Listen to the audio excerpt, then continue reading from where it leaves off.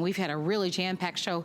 I would say quite a bit, at least 60 to 70% of the show, we've had some really great discounted prices. So even after the show, I do want to strongly suggest that you go onto our website and shop the expanded collection, because it is the final coin show of the year.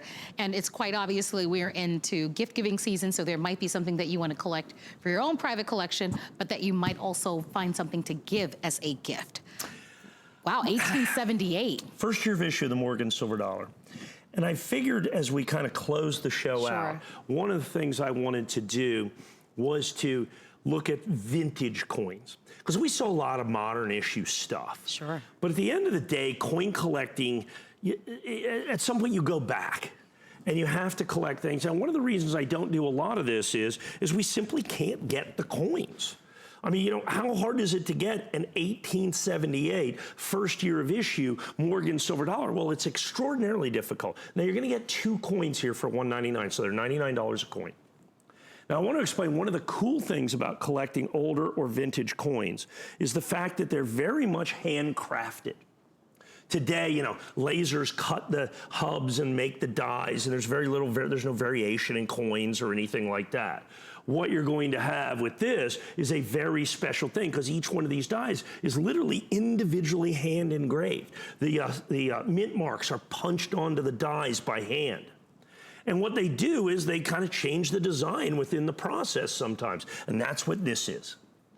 The United States government, as they were engraving these dies, did 2 different reverses.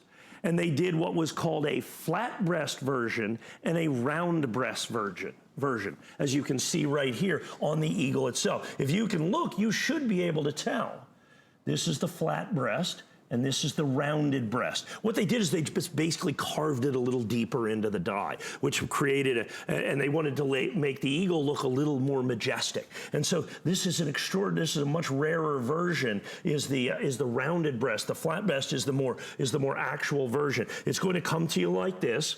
We have them in individual airtight holders in the custom presentation box, and you know, it comes with a nice little piece of literature that explains to you the difference between flat breast and round breast. But the other cool thing about this is not only does it show this individual style of design by individual die engravers, but it's also the first year of issue. So it adds fairly significantly to the collectability, to the desirability of each and every one of these. Is by the time you put all of that together, first year of issue, and then the 2 different reverses with that as well. That's really cool.